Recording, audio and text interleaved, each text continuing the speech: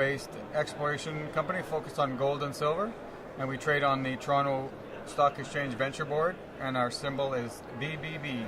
We actually have 4 exploration projects, 3 in Canada and 1 in Montana, USA, 2 in Northwest British Columbia, gold and silver, and we have a cobalt asset in Ontario.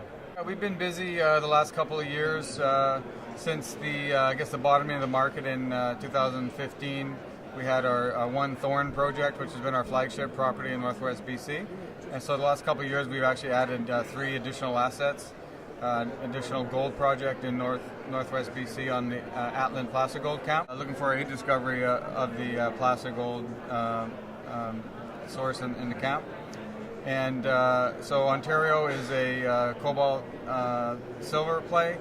The cobalt camp in Ontario produced some 500 million ounces of silver and about 50 million pounds of cobalt. So it's a very interesting play, given that cobalt is a pretty exciting commodity right now.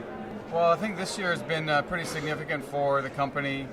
We've made a pretty significant copper-gold porphyry discovery in Northwest BC on our Thorn project.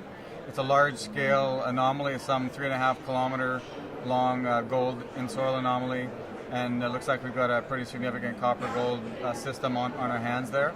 In July, we announced the acquisition of what's now our most advanced stage project. We acquired a mature asset from Pan American Silver. It's a project called Hog Heaven, and it's a silver-rich polymetallic deposit in Montana that had a feasibility study in 1988, and so we're looking to upgrade that. It's outdated, so we need to do some work, but we think with a limited amount of work we can get it back into the PEA/feasibility stage. So it's exciting for us because it's more advanced than the rest of our portfolio. So the plan for us in the short term is focused primarily on this Hog Heaven asset because it is fairly advanced. So we've got over 700 drill holes on it. We've got a lot of metallurgical work. There's been a feasibility study done. So the plan is to make that resource compliant because it is a historical resource. So we need to get it under 43-101 standards. So that's going to be a significant milestone for us. And with a bit of luck and hopefully not a lot of money, we can get this thing back to the PEA stage over the next 12 months. And then we plan to do a little bit of work on our cobalt silver asset in Ontario.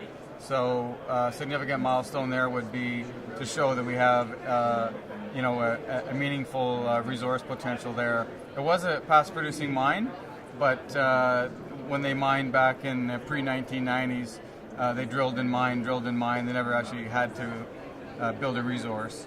So one of the objectives would be to find enough material that you could hang your hat on a 43-101 resource.